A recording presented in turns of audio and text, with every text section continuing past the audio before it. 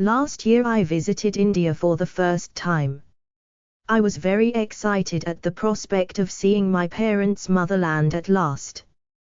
The flight to Bombay was uneventful. From Bombay we travelled by train to Dohad, a town in another state in India, which is my parents' birthplace.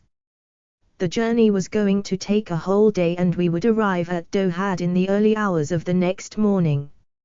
I was looking forward to the journey as the only trains I had ever travelled in before were the MRT trains in Singapore.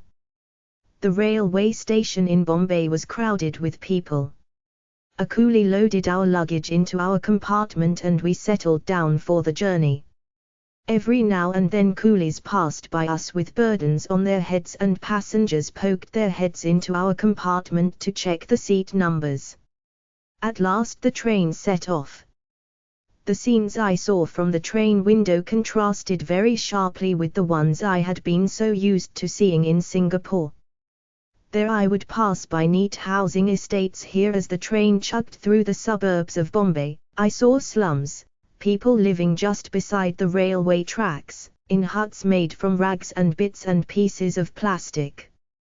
But as the train moved out of the urban areas into the country side, we saw lush greenery, rugged mountains and rivers flowing peacefully under high bridges.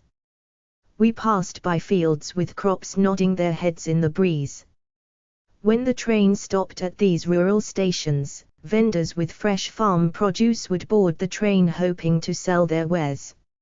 And we gorged ourselves on fresh, juicy oranges, sweet chickus and other local fruit.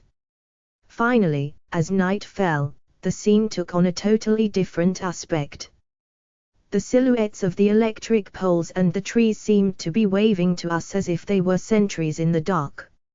I settled down in my sleeping bag with a book, sure that I wouldn't be able to sleep, but the next thing I was aware of was my father waking me up, saying that we would soon be arriving in Dohad. As the train pulled into Dohad station I scanned the platform to catch a glimpse of the many aunts and uncles and cousins who Dad said would definitely have come to welcome us. It had been such a different journey for me from the ones I had made daily in Singapore.